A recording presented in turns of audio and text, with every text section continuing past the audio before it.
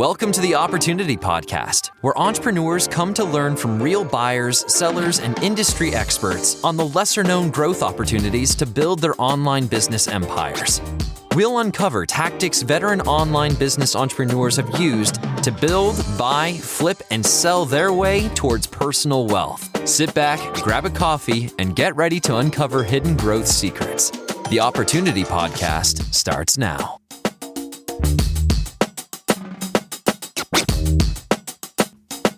Hey everyone, welcome back to the Opportunity Podcast, your go-to resource for hidden growth opportunities throughout online business. For those familiar or new to the podcast, I'm Sarah, and thanks for joining me today. In this episode, we have Chelsea Jones and Rachel Saul, the founders of Chelsea and Rachel Co., a marketing agency specializing in Shopify-Plus development and digital strategy for Shopify store owners.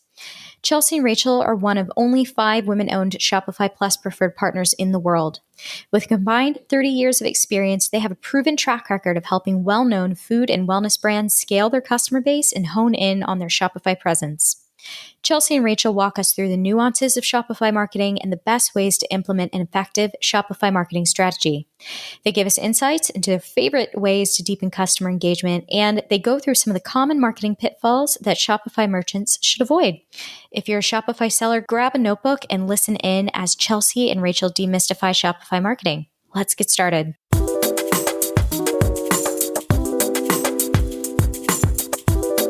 Hey everyone, welcome back to the Opportunity Podcast. Really excited to have today's guest on, Rachel Saul and Chelsea Jones. So Rachel and Chelsea, how are you guys doing today? Hi, thanks Sarah. Doing awesome. Thanks for having us here today. Yeah, it's a beautiful morning. I'm in California, Rachel's in Florida, and we're looking forward to having a great conversation today.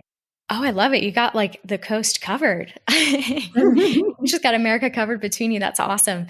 Well, cool. So I would love to get to know you guys a little bit better. I think it's so cool that you work in this close partnership. It's not always you kind of find your business partner in life to tackle things like e-commerce. So I was wondering, can you walk me through how you ended up working together and what inspired you to create your own business? Yeah, absolutely. So Rachel and I both come from the agency world background. I was in design and development in websites back with like graphic design and traditional websites when we did like WordPress sites. And Rachel was in digital marketing and strategy. And we got pulled together as freelancers on a project over 7 years ago for a new startup company that's still in existence today that needed a Shopify site, a brand, and a digital marketing strategy to launch on Kickstarter. And so we had this crazy whirlwind work project together, realized how much we loved working together, how our skill sets really matched. I came at it from a different angle than Rachel and how we really saw kind of an opportunity to serve customers in a new way and clients that in this holistic approach of how e-commerce should have strategy leads into design and development and how they really work together. And Rachel can jump into her take on that too. But we are very grateful and love having a partnership that is able to collaborate in this way. Yeah, it's really funny. So Chelsea and I are, in a sense, pretty entrepreneurial and are always thinking about new ideas.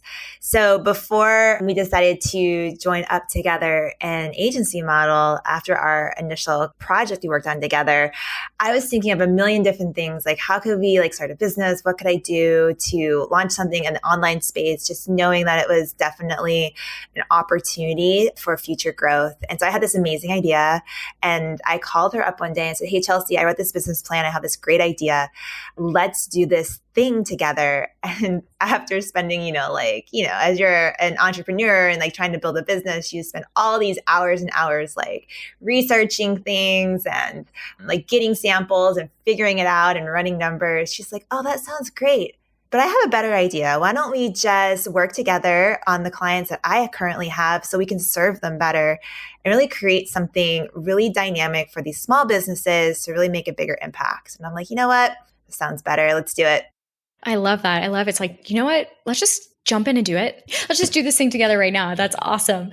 Between the two of you, I understand that you have like over 30 years of experience. I'm wondering, and maybe this is more of a question for Chelsea to kick things off, but how have you seen e-commerce marketing change and evolve over time? Well, so much has changed and evolved, like not only the tools and the tactics, but just the ease of ability to move things. I would say we've gone from information level to more of strategic and thinking kind of concept of how we actually can serve customers. So like when I first started in the industry, we were doing graphic design where you were doing traditional prototyping and then building into Adobe files. And then kind of, back when like Adobe was like 1.0. And now there's so much cloud-based systems and your whole process has changed into being an agile and like quick moving, quick feedback method. But the tools and the tactics, it's a matter of ease. So I think the tools in our world have gotten easier. Shopify wasn't around, 20 years ago. Now it is the only platform that we build e-commerce sites on. And it's scaled incredibly because of its ease of use. So I think it's so important that the mindset of entrepreneurs and business owners is sharpened to adapt to change, because change is going to be constant. But what you have to do is have a really clear path forward on where you are going and your vision laid out so that you can get there. Yeah, and I absolutely love this quote. It's something that resonates well with me. I'm kind of an old soul too. So growing up and going in like through school for advertising, like really like leaning into a lot of like the David Ogilvy, Leo Burnett, and all of those methodologies and frameworks. I read this amazing book called Crossing the Chasm, and it was like written in the 80s and it's still relevant today. So this whole mindset about marketing and like what really makes it work. I love this quote. It says, "Methods are many, but principles are few. Methods always change, but principles never do." And that's how I see e-commerce. We're just finding a new method of creating impact and growing a business and creating revenue and excelling in this space. I love that. I guess fellow old soul here. So we can be kindred spirits in that sense. It's so interesting when you're talking about like kind of the things, the principles that don't change over time, they still apply. Something that kind of ticked my brain, as Chelsea, you were saying this earlier, was like, you're talking about sort of the tools changing and that you had to stay on top of it and be agile.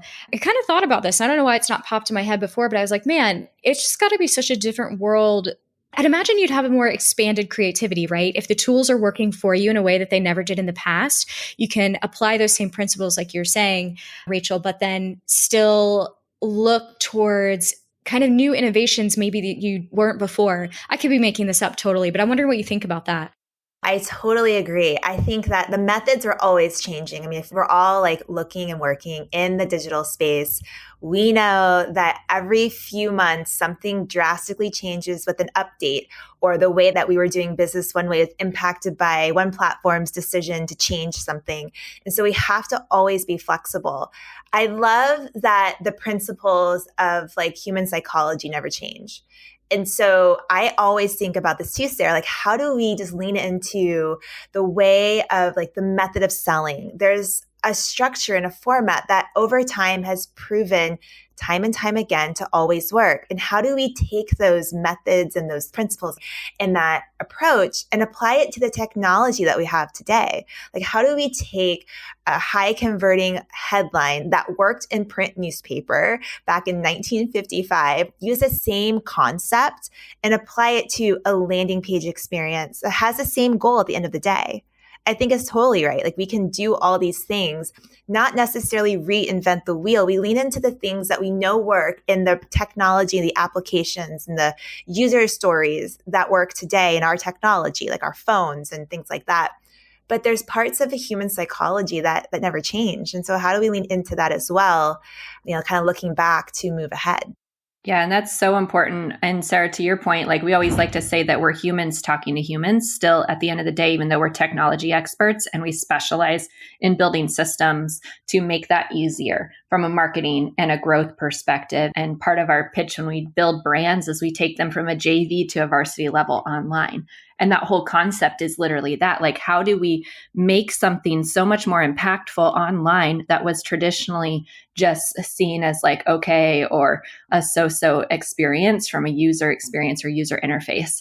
And I think it's so important that piece of it to do really good work has to come at it from that strategy first of how are we talking to people on a human psychology level? How are we serving them as a brand and as a customer, of having those ethos as a brand and then leveraging the right technology technology to make that happen and keeping the tech stack simple. I think the biggest mistake so many entrepreneurs make, and even ourselves included, we've spent a lot on technology at times that just has failed. Like, it's important to recognize that, but also adapt quickly and look at the data and then make quick decisions that are going to propel you forward, and keeping the tech stack simple enough to hit your goals. So do you have a cart that can check out really quickly? Do you have customer service and email, text message marketing happening? Those kind of nuances that are foundational, but also doesn't need to be overcomplicated. I love both of those responses. I almost have to contain the follow-up questions in my mind because they're kind of exploding here. But as you're both talking about these, key principles and best practices, I mean, for me, I'm so curious to know, as two people working deeply within marketing on Shopify, what your take is on the nuances of marketing on Shopify that say, differ from other e-commerce platforms. Yeah, I think that there's definitely similarities, but also drastic differences. I think what's really important, and it always goes back, and this is a strategist talking here, you want to understand what are you trying to accomplish and then reverse engineer the process to get you there. There are definitely tools available on Shopify that make these tactics really easy to work towards, easy to implement, that we don't see on other e-commerce platforms. I think the most important piece of a e-commerce marketing strategy is to make sure that your customer experience is seamless. A lot of times brands are looking at KPIs and growth numbers and revenue. All of those things are critically important, but you cannot neglect the number one most important metric that might not be quantifiable, but is qualitative, right? So what is the customer experience from the first time they land on the site to the options that they see on a product page, to the upsell opportunities in the cart, to the recurring revenue models and the retention strategies that come through email and text message, and how it integrates with building loyalty and rewards points to keep that retention high. The message here is that the tech stack absolutely has to be combined. It has to be integrated with one another. It has to seamlessly talk, so that when somebody gets a coupon from a loyalty redemption and wants to use it on their subscription recurring order next month, that it works. And the customer doesn't have to figure out how to do it. It has to be frictionless. And a lot of times in other e-commerce platforms, you cannot create that seamless customer experience, because that's what builds your lifetime value. That's what builds your loyalty. And so I kind of look at it from that angle. I'm curious, Chelsea, what do you think as well?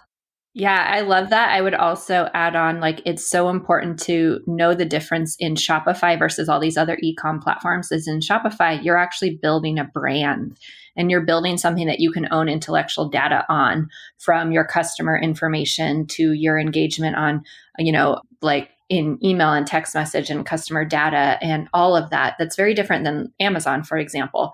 So the marketing strategies are different because you want to elevate the entire brand and the experience. Yes, transactions have to happen. You have to make a profit and have those numbers grow, but it's more so the long game and the long impact of how your brand is getting established and how you're interacting seamlessly within your technology to make that. I think that's the biggest difference that we see when investors are looking at e-com platforms. We actually advocate that brands need to sell on Shopify and Amazon. And we kind of joke that we're competitive against Amazon, but it's the brand itself needs to have its own identity to be able to grow and sell and have those numbers hit. Just like an Amazon is a marketplace where you're not going to have the emails of those customers or different things, but you are going to have numbers and transactions. And that's important for the growth. But a lot of brands that we serve, their D2C actual numbers are not their main revenue driver. They usually have a distribution or other things happening, but their D2C is so important for testing, for interacting with their customer, and for getting that data to help them innovate and grow the company as a whole. So it elevates everywhere.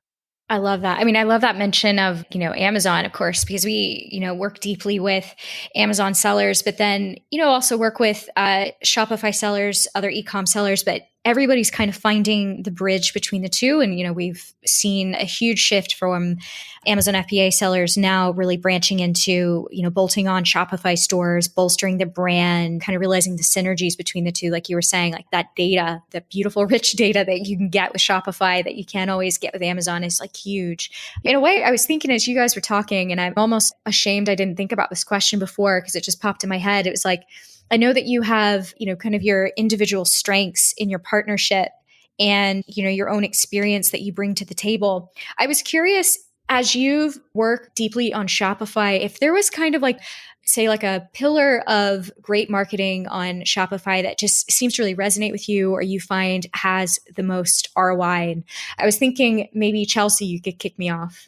Yeah, that's a deep question. And honestly, I think it depends on the brand, but we have done a lot in the subscription space. So we love making brands that have subscription ongoing revenue. What does that look like to have a refillable product line? What does it look like to have growth around the goals of the brand?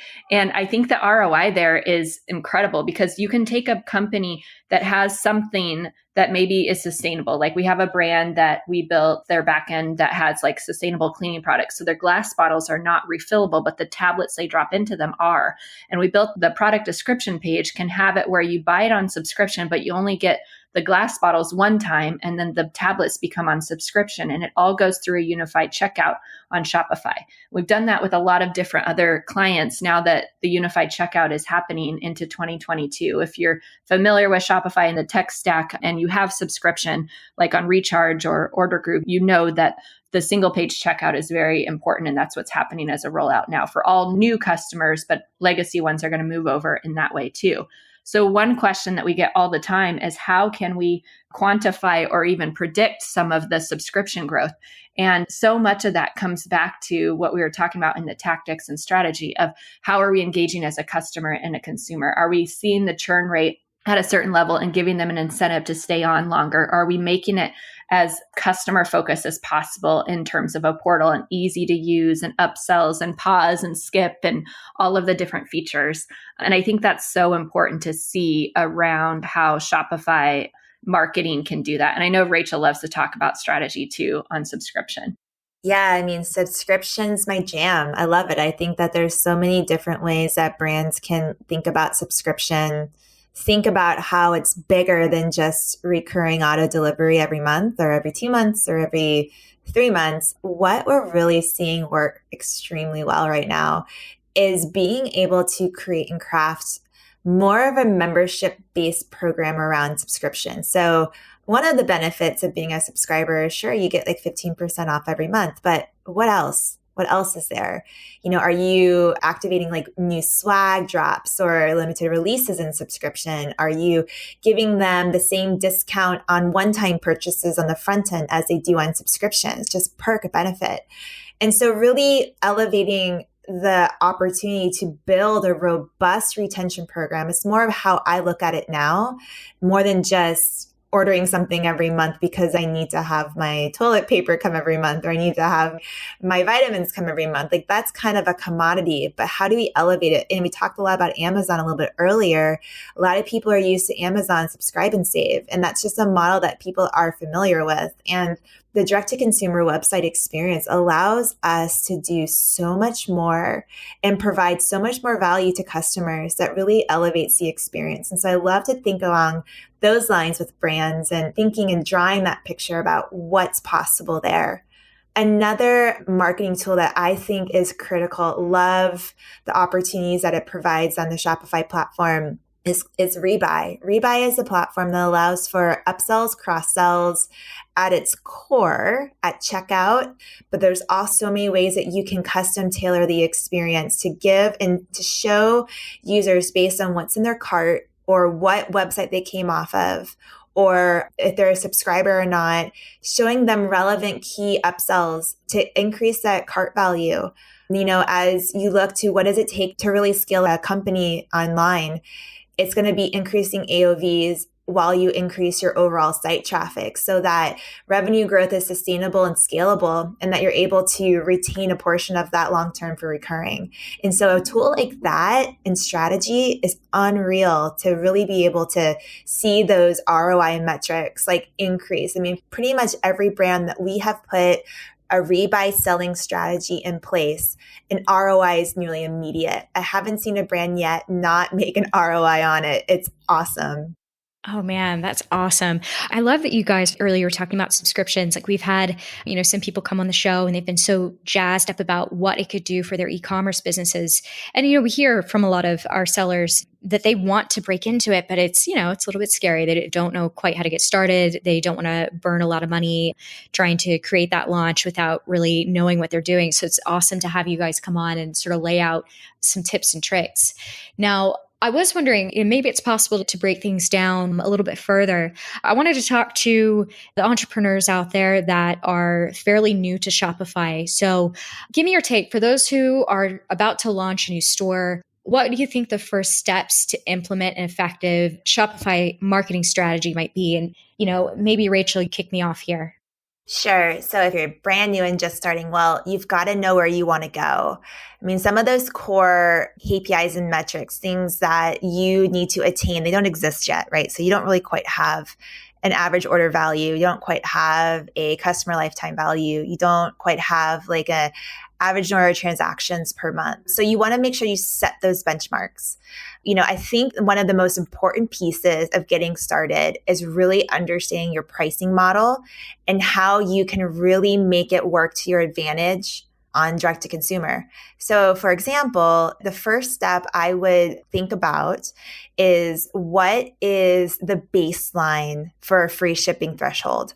Every website needs to have one. It varies. There's not a right answer or a cookie cutter answer. It really is dependent upon the size of your product, the weight of the product, where you ship to, and all of those things. But figure out what is that bottom of the barrel like limit that someone needs to have in order to activate free shipping. So find that number and then look at your pricing model and figure out how you can actually increase the average order value north of that free shipping threshold.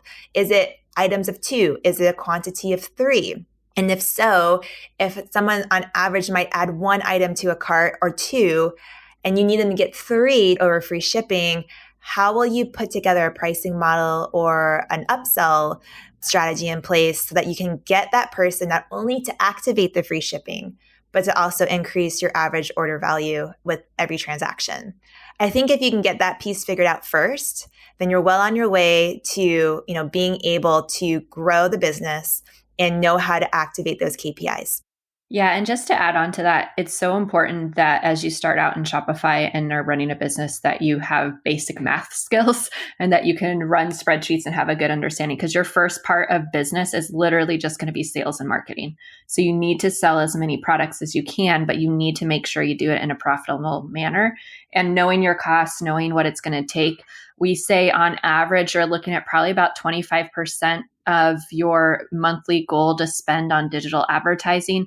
And then you want to look at a lot of organic growth and ways to increase your content and increase your reach, and be okay with starting small. Like everyone starts small first. So the biggest focus that you need to do as a new e-com owner is building your list, building your customer reviews, and getting that growth concept, leveraging the tools of how to build on your email list, your text message list, and getting that structure really in place, and understanding your tech stack, getting it simplified, but having the bare minimum foundation you need to scale, which would be like customer service, text message, email marketing, your upsell component, your subscription. Those are kind of the core foundations. Yeah, I guess on that note, that was sort of blending into my next question, and I want to try to make sure I don't make you repeat too much. But so we're talking about some of those initial steps, and it sounds like we're getting into, okay, you've got this marketing engine that's running for your Shopify business, but what are the next steps? Like, how do we evolve that strategy to influence different areas of the business, such as customer experience and growth? Like, what are those next levers? And maybe, Chelsea, you can just kind of kick me off with that. Yeah, I think so much of that has to do with the vision of the brand, like the why behind what you're doing. What is the real impact for it? Like numbers are numbers, but at the end of the day, you've got to have a purpose behind what you're doing rather than just selling products. So as you build a brand, if it's to impact more people on a certain level or threshold, then focus on that.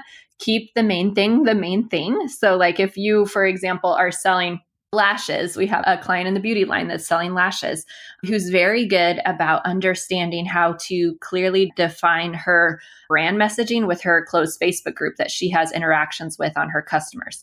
And then understanding the supply chain challenge and like communicating about that and understanding the delivery method that she wants for shipping products to customers. And what does that insert look like? And what do those nuances look like? So I think your questions are of order to scale. Now that you have that foundation, you got some momentum. So much of it has to be loving the process and loving almost the game of it all. Too many times people think like, oh, it's just to get rich quick or have this or something. Like that's not why you grow like necessarily ecom. You want e-commerce to be a form that you are now leveraging your brand forward. So it's so important to have that clarity of what you're wanting to do and then just putting the places before it. And we have this saying that imperfect action is better than no action every day. So our encouragement to entrepreneurs and e-com owners and brand enthusiasts like this is just continue to do things consistently, continue to test, continue to try what it's going to look like to have a new message out there, to have a content perspective out there, to build on your brand, because your brand is what people say about you emotionally. It's not just what you're saying to the world. Yeah. And I think as well to carry that through, I would really encourage you to be scrappy. Like, do not just look for all the bells and whistles and the shiny objects. I mean, you can get on the Shopify app store and be like, ooh, let me try this. And ooh, let me try that.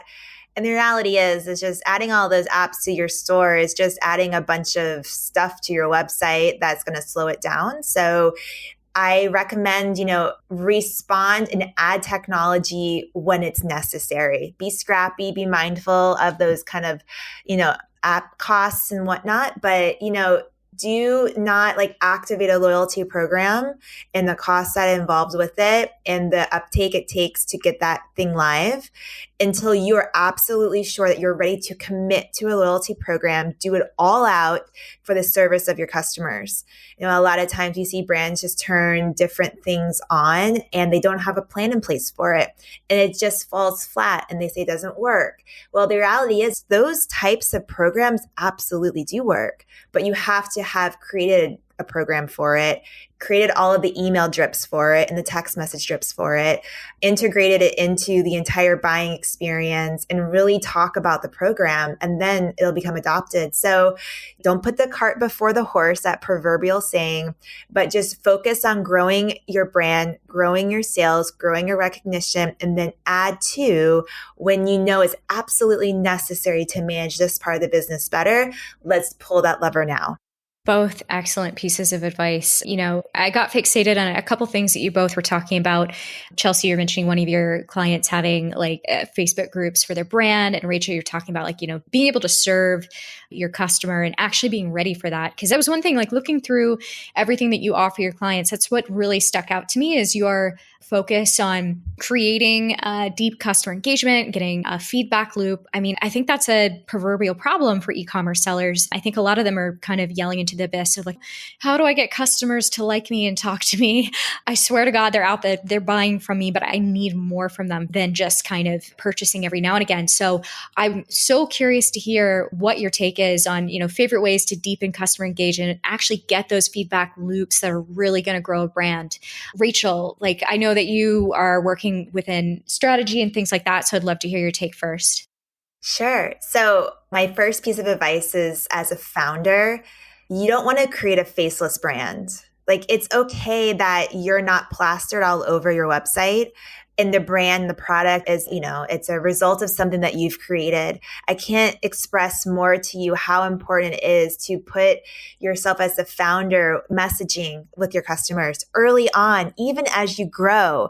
The brands that we see success with who are in this phase of founder-led, startup, expanding, emerging growth, that area of the business, the communication is so critical. So get on Facebook Lives, get on Instagram Lives, do engage with your customers, build a tribe of following that just aligns and thinks just like you. Don't do it like somebody else does. Do it authentic to you. Because what you can create not only is a word of mouth resource goldmine for your product or your catalog of products, but you're also creating open two-way channel for feedback. The people who are going to give you the best information about your product, your delivery, your shipping, your website, your email, all of that's going to come from the customers, and cultivate that early on. Find the channels that work best. Again, it's authentic. It's about you as a founder, who you are as a person, and the way that you communicate. You're going to find a lot of people just like you who are going to love your product because of how you think about food, or how you think about beauty, or how you think about wellness, and they've attached to your vision. And that's what really creates a brand loyalty. I think that we're beyond a phase of just these faceless brands that are out there selling products online. I mean, there's a lot of opportunity there. But if your brand or your product, whether you've bought a business and perhaps is not necessarily you, I would suggest that you make customer service empowered to do whatever it takes to make a customer, resolve concerns, create customer loyalty and advocacy. So a brand that I love following that does customer service right is Olipop. Not only are they a personal drink favorite of mine as an individual who is on subscription for well over a year with them, I absolutely love how they handle customer service. And they really understand and get into the weeds of people who are long-term customers, first-time customers, hearing their concerns and resolving for them. Whether it's, a refund or a clarification, people just want honest answers. And when you begin to cultivate that early on and consistently in the business, you're going to be able to create that feedback loop really strong. That's awesome. I love that it's just kind of a solution to that deep problem like we were talking about before. It's just so many people get stuck and it's I want to move this engine. I want to move myself ahead and I don't know how to connect with the most important people that interact with the brand. So the personality, like you were talking about, and bringing the human touch to it. I mean, I'm a total advocate for that. I love that element. So it's really cool to see how that plays out in the e-commerce space. I guess it kind of leads into my next question because we're talking about best practices, but I'd also love to know what you guys think about just the common pitfalls, things to avoid. Chelsea, do you have any thoughts on that? Is there something that you see quite commonly, for people selling on Shopify? Yeah, like Rachel said, if you're starting out and you're really wanting to sell, stay scrappy is super important, but keeping the main thing. Too many times we see people diversify their energy and their focus as a company into all these different avenues and ideas, or let's build an app, or let's do this, or let's do that. All great ideas, but you have to know the cadence of business flow that you're in. So if you're in that first starting out component, your focus is 100% on sales, right? And then getting the product into people's hand and having that customer engagement. As you grow, it still has to be that. But I think the biggest problem people make when they're trying to diversify is a couple of things. One, as they're building a brand on e-com, they're not turning on the right levers. So we're an advocate of subscription. I do think all e-commerce CPG brands, so consumer product goods, need to have an element of subscription, but it needs to be done thoughtfully and when the company is right for it. I think the other advantage is to know the power of digital. You can change things very fast in a sales standpoint with digital tools. So for example, you can do a pre-product launch and then have a massive PR campaign and then launch and then sell out of your 100,000 units in a weekend. So don't think that it has to be always a slow growth component. Just be very strategic on where you want to go, what your end goal is. And if you are going to eventually be acquired or you want to sell the brand as some other piece, keep those goals in mind and always revisit the plan accordingly. So like, what does it take to get there? Like, for example, Rachel and I as an agency want to serve more customers next year. So we have tactical plans around that and growth goals, but we're always going to be readapting every month based on what we're seeing and what we're able to do capacity wise with our team and within our level of quality that we want to have. And I think brands have to do the same thing on Shopify. They have to be clear on what they're wanting to accomplish, what kind of sales figures they want to hit, and then go after those aggressively. And then also, I think the biggest pitfall is people think too small. I think there's too many entrepreneurs out there that like have one extreme or the other. You've got the like kind of Debbie Downers, like think I'm just gonna be really negative on this. And then if it goes better, great. Or you have those that are like, I'm gonna make $1 million overnight, but don't have a plan to it. So you really have to be in reality and also understanding that it can grow quickly with the right focus. So making that be really kind of the mantra of where the company's going, how you're getting there. As Rachel said, like with Olipop, like they've done a great job of really making it clear on what their brand is as a soda and a healthier for you soda, right? Like it's not a level of something healthy like a true kombucha drink, but it's better for you than a Pepsi soda. So you have to be really clear of who you are, what your message is, and then go after that part of the market very, very well. Yeah, that's awesome. As I was thinking about this, I mean, you guys have just this has just been action packed with so much great advice. I would love to hear what real world results have you witnessed based of the work that you've done for your clients? For example, how have these marketing strategies come into play when it came to ROI or transformation for a client? And I'm sure you both have stories about that, but I'll kick it off to Rachel first. All right. So we've been able to be a part of some amazing transformation of brands the past few years. It's incredible to see when we create these strategies, not only for website development, design, functionality, user experience, keyword-driven SEO content, we actually are able to measure those results as well over time. One of our brands, and it's been a legacy brand of ours for a few years now, is Aloha. They're a plant-based protein bar and drink and powder company. And they have made massive, massive waves in direct-to-consumer in the past year and a half. They came to us about over 2 years ago, and they're on Shopify-Plus. They had a website design that was impossible to update. And they came to us and said, listen, we really need to make our direct-to-consumer experience brand match the brand of Aloha on social, like in store. I can't do it. And so we were able to work with them. They originally came off of a different platform into Shopify Plus.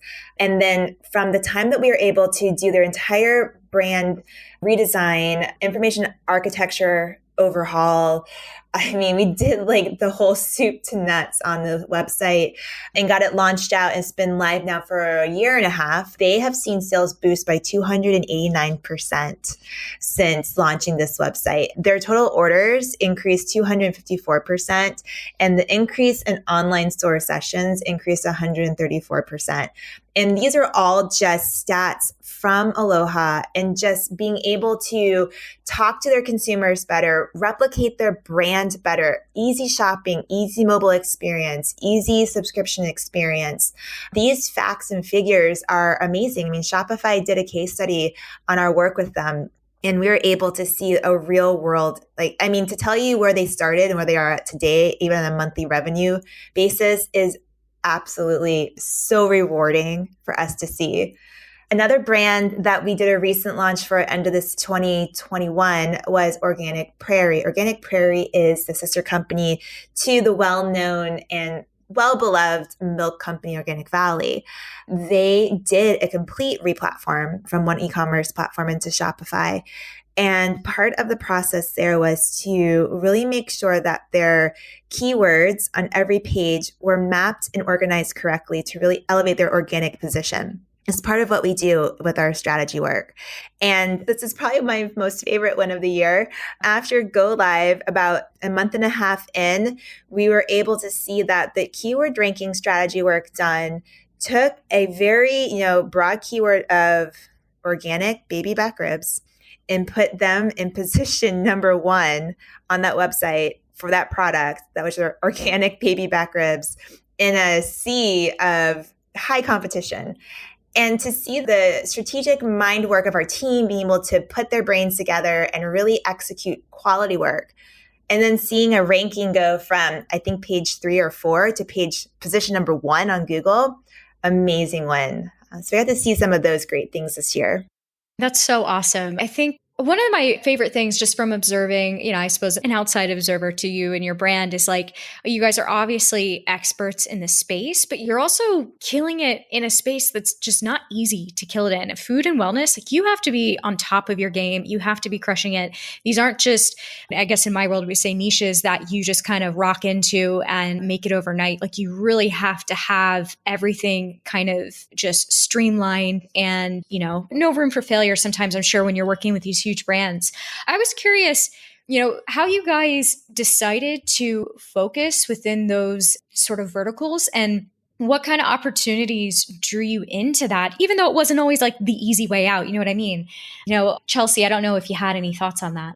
Yeah, one of our first food and beverage clients that we got to serve was Bobo's Oat Bars. And we got to work with them for a number of years and really help grow their entire e-commerce arm of the business. And we kind of niched into that based on food and beverage is kind of a smaller circle in the sense that a lot of the people stay in that industry and that vertical for a long time. So you have like the big companies like the Heinz and the PepsiCos and the different things buying up all these smaller companies. And then you have these smaller companies with better for you service products trying to do different things. So a couple of reasons we niched into it. One is did have some complicated product or problems to solve that we like to tackle. We tend to tackle pretty complicated problems when it comes to e-commerce, but also we're entrepreneurs and busy moms ourselves. I have 2 kids, Rachel has 4. And so we're always looking for healthy, quick ways to feed our families and also do it in a way that we know what kind of consumption products we have. We know it's going to help our energy and theirs. We want to really be mindful of the food that we put in our bodies and what we're kind of exposing ourselves to. So we naturally have like an inclination to want to look at healthy lifestyle components, especially because we work on our computers a lot. So we do a lot of brain focused activity that we need to be as healthy as possible for that. And in the food and beverage space, we've just kind of become known in that vertical because we problem solve that way. And as Rachel and I are women founders, we've built a very eclectic team with very diverse skill sets. And in that diversity, I think it brings a really good holistic approach on how we can talk to consumers and advocate through a user experience that would make it easy to purchase on a mobile device, on a desktop, what that looks like for consumption and subscription collaboration, and just creativity, like how to be creative with your copy, with your creative that makes the point, but makes it easy to understand. Like if I have an allergy, for example, I'm going to look for certain icons that are going to say they have no nuts or no this. And the components of that are very important, that we are very transparent about like the nutrition and the blogs and the recipes. And we've just kind of grown in that space, honestly, due to word of mouth and due to our ability to just problem solve in a way that is a little bit different. And a lot of food and beverage brands are slow to selling direct to consumer well. So it's a newer concept for them. And we love kind of hand-holding some of those companies to really give them the leg up and then help them build a profitable arm of the business with their direct to consumer channel. Yeah, I mean, it really is. It's so impressive. Like I know I'm coming as an outsider, but I see a bunch of different businesses come through our platform, for example, and I'm a little bit aware of like the food and wellness brands that have come through, just sort of the caliber that they had to be to get to, to be this multi-million-dollar brand in the spaces they were in. It was no small feat. So it really is truly like a testament to what you guys are doing. On that note, like you had just mentioned, you guys are female founders in, a world that's not always like, we know doesn't have a lot of, say, female diversity. At least that's my perspective on seeing like e-commerce and online businesses. And I'm just so curious about your journey. I kind of have a long quote here and I loved it because I thought it was awesome and saw it from an article.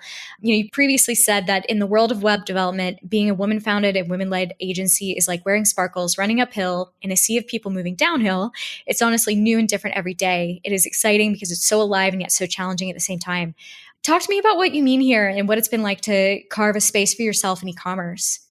Oh, yes. I love that. And it's honestly, it's so true. So we could get into the weeds on this all day long, but in short, I think there is definitely a lack of women in the tech space, like no question. We have like men and women on our team. We're all about diversity, but we are one of only 5 women-owned Shopify-Plus preferred agencies in the world right now. And that's changing slightly, but overall, over time, it's very, very few representation in high-level leadership in the tech and e-com world.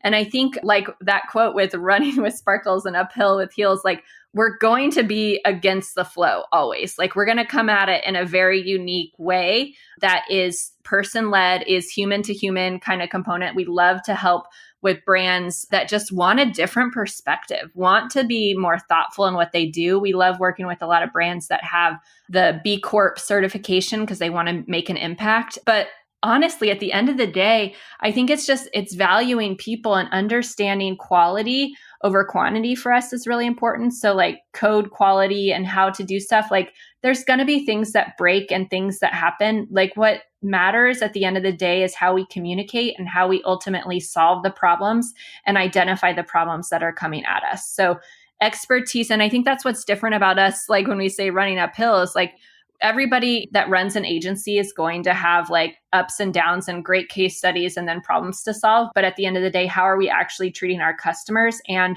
our people is what matters to us. And I think that's what's very different. Like we have engineers stay with us a long time, which is very rare in this space. Like average turnover in an agency world is less than 2 years for all employees. And we've had people stay with us longer. And even though we're still a young company as a whole, like being 7 years in, like, and it was just Rachel and I that started humble beginnings, like we're really big on building a culture that has staying power because we want that component of grit behind us. We want to be able to come at it and be the people in the room that has a different perspective and has another idea to come up with. And we want to do it in a collaboration way, not in an ego side. And I think in the tech world, honestly, there's a lot of egos out there. And I think the more that we can collaborate and put that aside and just be like, how can we solve this problem? What kind of ideas can we come up together? The better success stories we're going to have. And that's the kind of clients we love to work with and align with, are brands that want that collaboration and really want to make a difference together and not just have it be like, oh, I'm coming in and taking this over and doing X, Y, Z. Even though there may be situations for that, we have found in our ecosystem, the best work comes out when you get smart people in the room together and you collaborate and you have really good synergy on what kind of problem you're trying to solve and what vision you want to do to get there.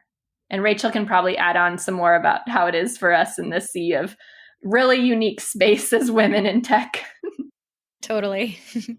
Yeah, no, I think there's so much value in listening and hearing all perspectives. That's kind of the way that not only do we work as a team, but we work with our clients. I have to say that probably one of my most favorite parts of what we do is getting to interact and be a part of these amazing teams from all different companies, all different brands.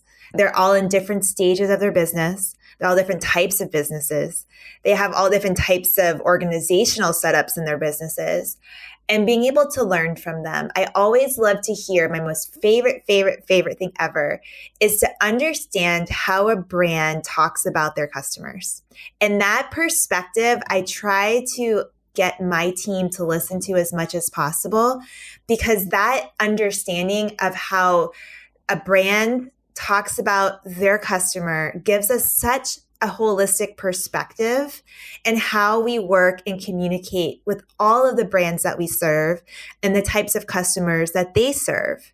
And not only is that so important to me, I think part that fuels it is this understanding of the impact.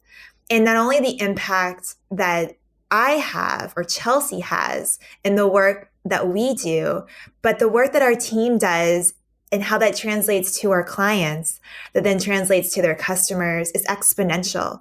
And not to kind of get on this like mind explosion trip, but sometimes just have to sit back and think about that there's so much impact out there for us to play just a little part in. And I think that mindset, the way that we approach business with that perspective as well, is very unique and different in our space. And we want to continue to perpetuate that, because I think the more humanistic we are, not only in our teamwork, but in our partnership with brands and our partnership with colleagues in the space, like other agencies like ours, other vendors who do similar things like us or align with us, we just can, in a way, transform just a little bit of the tech space, allows for more openness and understanding. And I think that's a unique perspective, might be more of a female-led perspective than anything else. But I think the best work you can ever do is to think of others first before yourself. And when you do that with your brands and your customers, as merchants, you do that with your customers for yourself. Like, think of other people first. You're going to see much greater success, in my opinion. I love both of your perspectives. Like, I really do value your stories and have you come on and be able to share that, because it's, I don't always get to hear, I guess, somebody's ethos and their values. Like, what is the why behind what you're doing? And I think you guys really do bring something unique. You are making a difference. You are trailblazing by sticking to your guns and deciding how it is you want to show up for yourselves, your business, your customers. And that ultimately has a ripple effect, I think, amongst the industry. So really, it's awesome to hear. That's all, I suppose, me fangirling over here. I think one of my favorite things about listening to you guys, it's more than just, what you're doing in your business every day. Is like calling back to something you were talking about earlier. It's like your moms, you understand uniquely the brands that you're working with, the products you're working with, because they're things that you rely on every day. You really get what's at stake, and you get exactly who it is your brands are working with. And that is so valuable. I think it's really easy to forget that's just something you bring to the table, but it's there. And obviously you guys are using that to your advantage every single day. But just something I thought about while listening to you guys. I love it. I love seeing that come together holistically. It's funny you say that too, Sarah. We kind of joke that if you want something done, you give it to a busy mom, like in the element. There is a component, I think, of being busy that is also important to keep your energy going and to keep momentum of a team and of a goal happening. Now, because of, us having multiple responsibilities, we have to be really good at time blocking. We have to be really good at understanding how to prioritize scenarios, because you're going to get stuff that come at you every day, all day. And I think, we're not perfect and we're always learning to do that better. But I think as we lead our team and as we lead our projects, as we love the clients that we work with, that's our focus, is really making sure, are we keeping the priority for the brand and for ourselves at the forefront, and how do we serve, and how do we just kind of almost love the process and the game, right? Like making it more of that, making it fun for every day that what we do and why we show up in that way. And I think it's so encouraging to others to see that it's possible. I will say so much of success, and you've probably heard this from other entrepreneurs and stuff, leveraging tech and e-com is more about the grit and the staying power sometimes. Yes, it's important to have a quality product and to have good marketing tactics, but the reality in today's world, you can almost sell anything. You just have to have that grit, staying power, and do it well in a way that comes alongside your values and your focus for your customers, right? And so if your product doesn't align with that on how you want it to serve your customers, then switch that up. If you need to adjust elements in your ingredients or in components that you want to show up in the world, do that. But ultimately, at the end of the day, the people that are most successful in business and in e-commerce and in growth have actually done that, built a brand, done it in a way with keeping priorities focused and understanding that you're going to have challenges along the way. Like with that quote you said earlier about running uphill in heels and sparkles, like there's a lot of truth to that. And one thing I appreciate so much about Rachel and our partnership is we can say without a shadow of a doubt that we have grit. We have been through it. We are going to continue to go through it. We know that we will have perseverance to tackle whatever crazy problems are going to come our way, because we do it day in and day out. And we've done it in our personal lives. We've done it in our professional lives. We've done it with our team. So I think those that are looking for partnerships or want to really understand what that is to have a successful one, that's the most important value-based component, and having really good mutual respect for one another. Because Rachel and I are also moms, I think we have this just ethos of respect for one another, and also understanding when certain priorities need to trump, and we will always pick up each other's slack if we need it. And then also having that clarity of communication and asking for help when you need it is so important. And I think that's where the check the egos at the door scenario comes into play, is too many people don't know when to ask or what to ask. And it's okay to just say, I don't know what I need here, but I need some help on this, or this is what my goal is. How do I get there? And having those constant communication collaborations is what makes all the difference. I love that. Grit, like you were saying. It's beautiful the way you laid that out. Like, to me, it's just a beautiful example of partnership done right. I mean, we have co-founders at this company, and they've done a podcast on what it was like to be partners and running a business together. I mean, everyone, I think, has that burning question of, how do you do it? I don't know if I could. And it's so wonderful to see how you two come together, you show up, you support one another, and, are very much successful at the same time. I love it. It sucks. I don't want to let you guys go, but unfortunately I have to. I want to hang out with you all day, but I'm not, I won't be able to. I know you guys are super busy. So I want to just wrap up like a couple rapid fire questions, tends to be how we close these things out. I figured let's start with Rachel. I'm curious to get your perspective on this.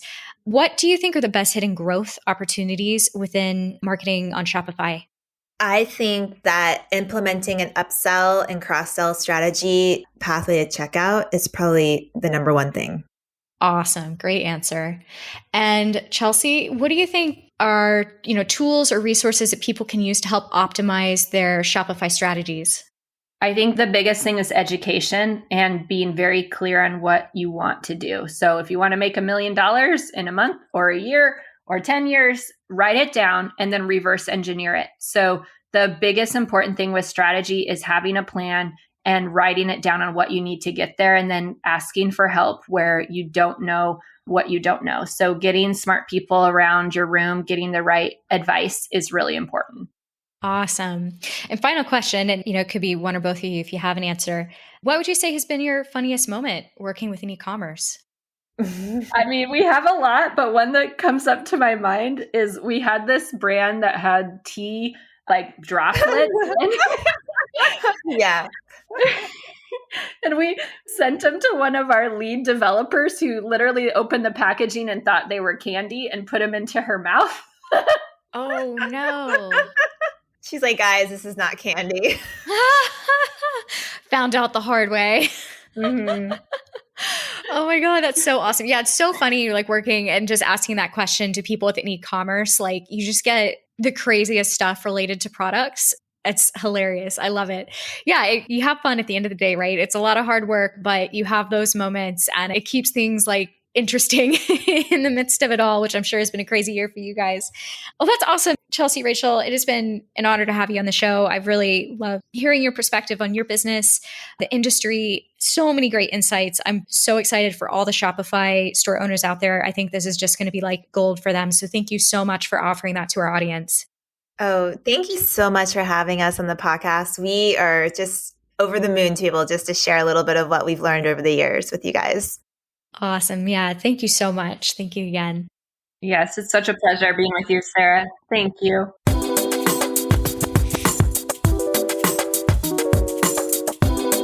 Hey everyone, thanks for tuning in. I hope you've walked away with a bit of new insight that'll help you in your digital entrepreneurship journey. If you enjoyed this episode and you'd like to help support the podcast, please share with others, post about it on social media, or leave a rating and review. To learn more about businesses available for sale at Empire Flippers, click the link in the description or visit empireflippers.com/marketplace. Thanks again, and I'll see you next time.